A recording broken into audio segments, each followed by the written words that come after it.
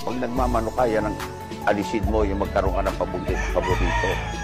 Kakautang-utang ka na dyan, pagka sinay mo, eto, best bet ko to. Pag nalaglag yung best bet, patay ka na. Kailangan lahat yan. Pag napili mo, napili mo. Minsan kasi may mga manok na ang daming pumalo eh. Pero pag tinignan mo sugat eh, hindi naman malalalim. Pero yung pa isa-isa lang pumalo, pagka itinama, talagang giba yung kalaban eh. Tapos, wag ko yung lumulun sa sugal. Ano lang to eh.